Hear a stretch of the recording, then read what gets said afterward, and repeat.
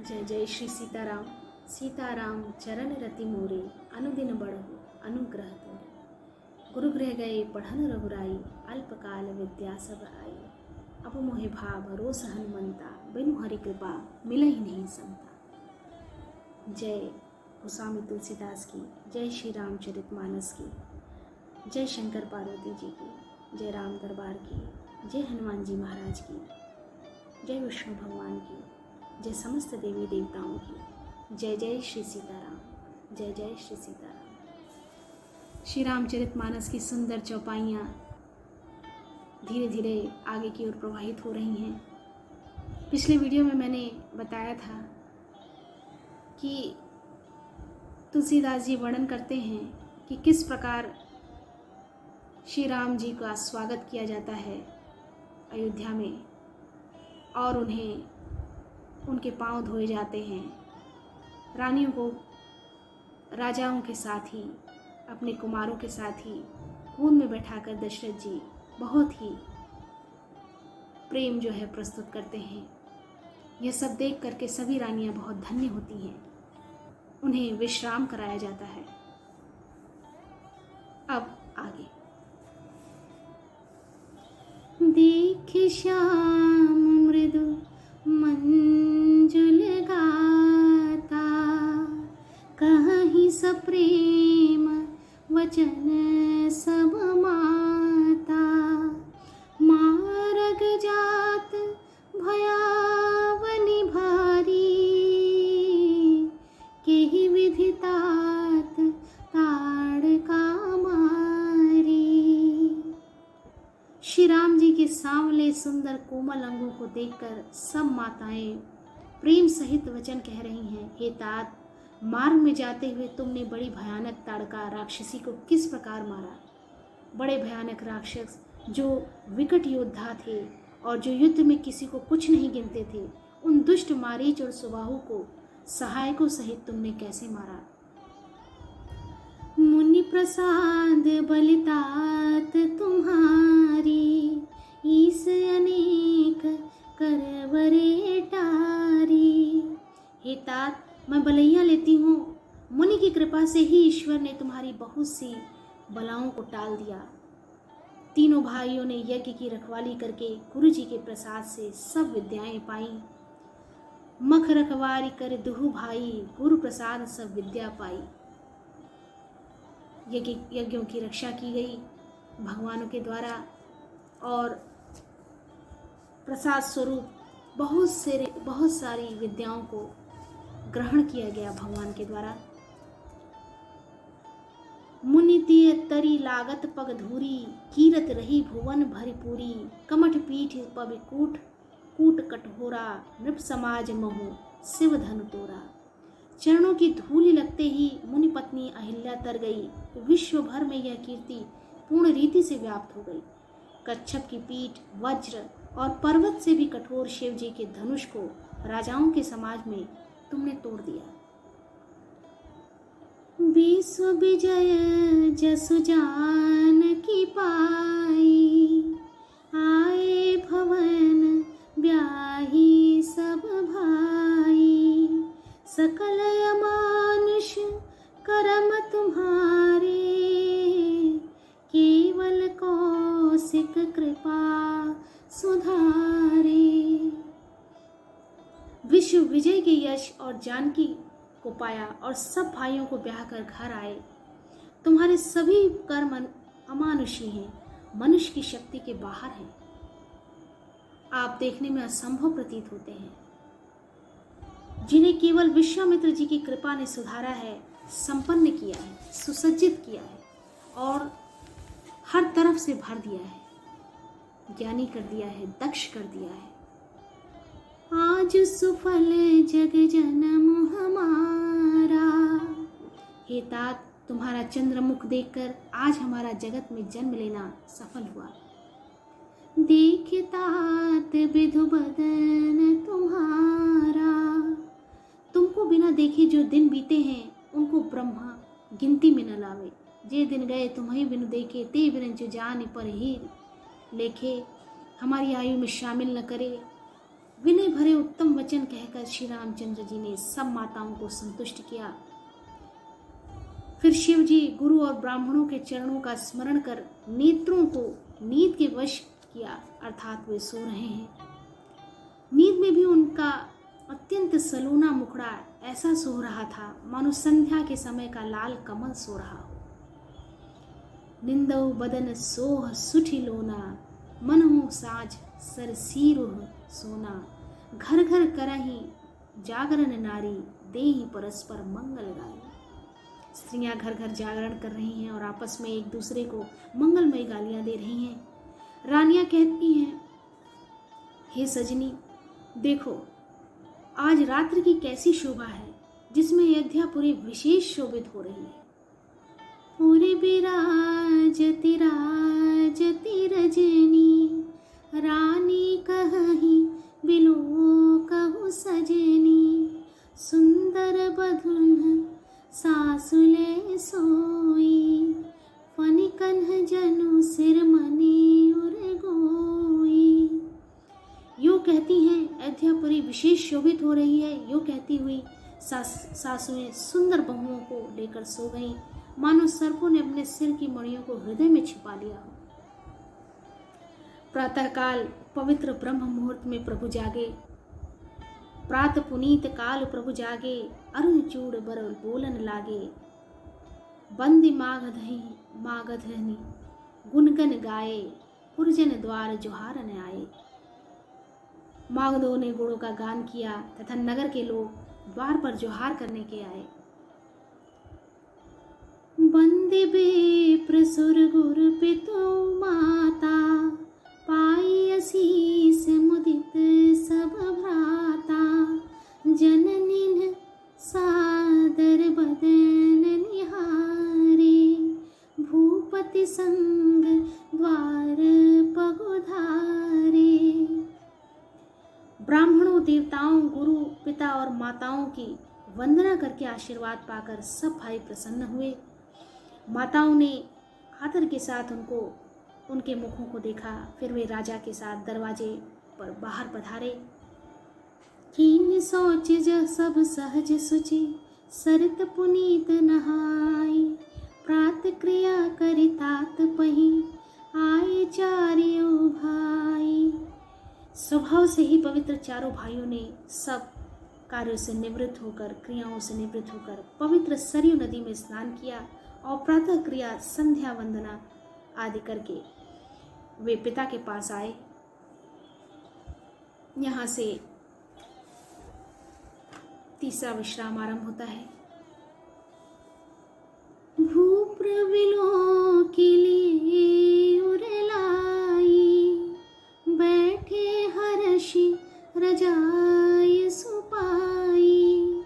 देखे राम सब सभा जुड़ानी, लोचन लाभ अवधि अनुमानी। राजा ने देखते ही उन्हें हृदय में लगा लिया। तदंतर वे आज्ञा पाकर हर्षित होकर बैठ गए। श्री रामचंद्र जी के दर्शन कर और नेत्रों के लाभ की बस यही एक सीमा है, ऐसा अनुमान कर सारी सभा शीतल हो गई। अर्थात सबके तीनों प्रकार के ताप सदा के लिए मिट गए। फिर मुनि वशिष्ठ जी और विश्वामित्र जी आए। राजा ने उनको सुंदर आसनों पर बैठाया और पुत्रों समेत उनकी पूजा करके उनके चरणों में लगे। दोनों गुरु श्री राम जी को देखकर प्रेम में मुक्त हो गए। कहीं वशिष्ठ धर्म इतिहासा, सुनहि महिषु सहित रनिवासा। मुनि मन अगम गाधि सुत करनी, मुदित वशिष्ठ विपुल विधि बरनी। वशिष्ठ जी धर्म के इतिहास कर रहे हैं और राजा रनिवास सहित सुन रहे हैं, जो मुनियों के मन को भी अगम्य है। ऐसा विश्वामित्र जी की करनी को वशिष्ठ जी ने आनंदित होकर बहुत प्रकार से वर्णन किया। वामदेव जी बोले, यह सब बातें सत्य हैं। बोले वामदेव सब साची, कीरत कलल लोक तेहु माची। सुनि आनंद भयो सब काहू, राम लखन उर अधिक उछाहू। विश्वामित्र जी की सुंदर कीर्ति तीनों लोकों में छाई हुई है। यह सुनकर सब किसी को आनंद हुआ। श्री राम लक्ष्मण जी के हृदय में अधिक उत्साह आनंद हुआ। मंगल मोद उछाह निज जाहि दिवसे ही भांति, उमगी अवध आनंद भरी अधिक अधिक अधिकाति। नित्य ही मंगल और आनंद उत्सव होते हैं। इस तरह आनंद में दिन बीतते जाते हैं। अयोध्या आनंद से भरकर उमड़ पड़ी। आनंद की अधिकता अधिक से अधिक अधिक बढ़ती ही चली जाती है। उमगी अवध आनंद भरी अधिक अधिक अधिकाति। अच्छा दिन, शुभ मुहूर्त शोध कर सुंदर कंकड़ खोले गए। मंगल, आनंद और विनोद कुछ कम नहीं हुए, अर्थात बहुत हुए। इस प्रकार नित्य नए सुख को देकर देवता सिहाते हैं और अयोध्या में जन्म पाने के लिए ब्रह्मा जी से याचना करते हैं। एक तरह से उन्हें भी वहाँ पर उपस्थित होने के लिए लालच मन में आ जाती है। विश्वामित्र चलन नित चाहि, राम सप्रेम विनय बस रही।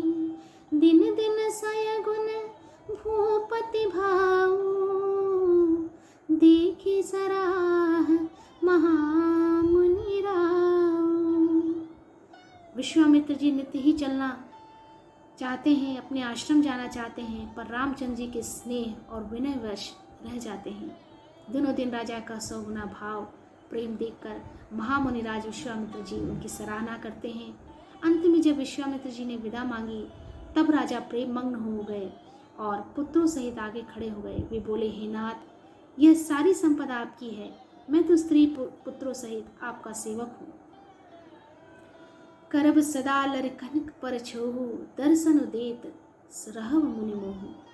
हे मुनि, लड़कों पर सदा स्नेह बरसाइएगा, आशीर्वाद देते रहिएगा और मुझे अपने दर्शन हमेशा सुलभ करते रहिएगा। अस कही राव सहित सुतरानी, पर चरण मुख आवन बानी। ऐसा कहकर पुत्रों रानियों सहित राजा दशरथ जी विश्वामित्र जी के चरणों पर गिर पड़े। प्रेम विह्वल हो जाने के कारण उनके मुंह से बात नहीं निकलती थी। ब्राह्मण विश्वामित्र जी ने बहुत प्रकार से आशीर्वाद दिए और वे चल पड़े। प्रीति की रीति कहीं नहीं जाती। सब भाइयों को साथ लेकर श्री राम जी प्रेम के साथ उन्हें पहुंचाकर और आज्ञा पाकर लौटे। राम रूप भूपति भगति, ब्याहु छाहु आनंदु। जात सराहत मन ही मन, मुदित गाधि कुल चंदु। गाधि कुल के चंद्रमा विश्वामित्र जी बड़े हर्ष के साथ श्री रामचंद्र जी के रूप, राजा दशरथ की भक्ति, चारों भाइयों के विवाह और सबके उत्साह और आनंद को मन ही मन सराहते जाते हैं। वामदेव रघुकुल गुर ज्ञानी, बहुरिब काधि सुत कथा बखानी। सुनि मुनि सुजसु मन ही मन राऊ, बरनत आपन पुण्य प्रभाऊ। वामदेव जी और रघुकुल के गुरु ज्ञानी वशिष्ठ जी ने फिर विश्वामित्र जी की कथा बखान कर कही। मुनि का सुंदर यश सुनकर राजा मन ही मन अपने पुण्य को प्रभाव का बखान करने लगे। आए ब्याहि राम घर जब ते, बसई आनंद अवध सब तब से ते। जब से श्री रामचंद्र जी विवाह करके घर आए तब से सब प्रकार के आनंद अयोध्या में आकर बसने लगे। प्रभु के विवाह में जैसा आनंद उत्साह हुआ, प्रभु विवाह जस भयउ छाऊ, सकहि न बरन गिरा ही नाहु, उसे सरस्वती और सर्पों के राजा शेष जी भी नहीं कह सकते। इतना आनंद का वातावरण जो अभी चल ही रहा है, जब से विवाह हुआ है तब से वो वातावरण वैसा का वैसा ही बना हुआ है। उसी प्रकार का आनंद सर्वत्र व्याप्त है। श्री सीता जी के यश को, कविकुल के जीवन को पवित्र करने वाले और मंगलों की खान जानकर इससे मैंने अपनी वाणी को पवित्र करने के लिए कुछ थोड़ा सा बखान कर कहा है। कविकुल जीवन पावन जानी, राम सिय जसु मंगल खानी। तेते मैं कछु कहा बखानी, करन पुनीत हेतु निज बानी। निज गिरा पावन करन कारण, राम जसु तुलसी कहो।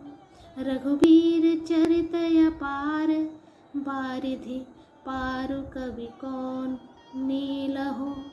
उपबीत ब्याह उछाह मंगल, सुनिजे सादर गावही।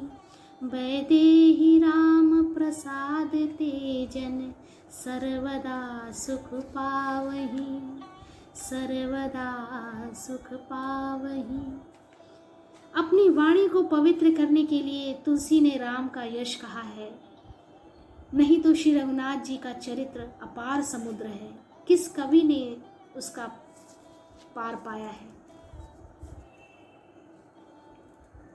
जो लोग यज्ञोपवीत और विवाह के मंगलमय उत्साह का वर्णन आदर के साथ सुनकर गावेंगे, वे लोग श्री रामचंद्र जी और श्री जानकी जी की कृपा से सदा सुख पाएंगे। ये बहुत ही महत्वपूर्ण है। विवाह के मंगलमय उत्सव का वर्णन आदर के साथ अगर आप सुनते हैं तो श्री राम जी और जानकी जी की कृपा सदैव आप पर बनी रहेगी। भगवान की महिमा का गुणगान आप सुनते हैं तो आप पर भगवान की कृपा सदैव बनी रहेगी। आप भगवान की छत्र छाया में रहेंगे। सिय रघुवर विवाहु जे, सब प्रेम गावहि सुनहि। तिन कहु सदा उछाहु, मंगलायतन राम जसु। श्री सीता जी और श्री रघुनाथ जी के विवाह प्रसंग को जो लोग प्रेम पूर्वक गावेंगे सुनेंगे, उनके लिए सदा उत्साह आनंद ही उत्साह है, क्योंकि श्री राम जी का यश मंगल का धाम है। हर तरफ मंगल ही मंगल होगा अगर आप भगवान और सीता जी और श्री राम जी के विवाह प्रसंग को पूरे आनंद के साथ श्रद्धा के साथ सुनते हैं तो जीवन में मंगल ही मंगल होगा। इसके आगे हमारे अगले वीडियो में चौपाइयाँ और उनके अर्थ सहित मैं उपलब्ध रहूँगी, अर्थ सहित बताऊँगी। यहाँ से अयोध्या कांड आरंभ होगा। हम सभी बाल कांड का पूरी तरह से श्रवण कर चुके हैं चौपाइयों के माध्यम से और अर्थों को समझते हुए। ये बड़ा ही हर्ष का विषय है। पहला कांड बाल कांड यहाँ समाप्त होता है। मेरे नए वीडियो में अयोध्या कांड प्रारंभ होगा और हम सब इसका श्रवण लाभ लेंगे। हम सब पर भगवान की कृपा सदैव बनी रहे। बिना भगवान की कृपा के आप भगवान की परम भक्ति को नहीं प्राप्त कर सकते, यहाँ तक कि चौपाइयों को सुन भी नहीं सकते और श्रवण लाभ भी नहीं ले सकते। इसलिए ज़रूरी है कि भगवान का नाम संकीर्तन किया जाए, भगवान का नाम बार बार लिया जाए। इससे मन में आपके इच्छा जागृत होगी और भक्ति में मन लगेगा। अयोध्या कांड को अगले वीडियो से प्रारंभ करेंगे। हम सब पर भगवान की कृपा सदैव बनी रहे। जय जय श्री सीताराम, जय जय श्री सीताराम।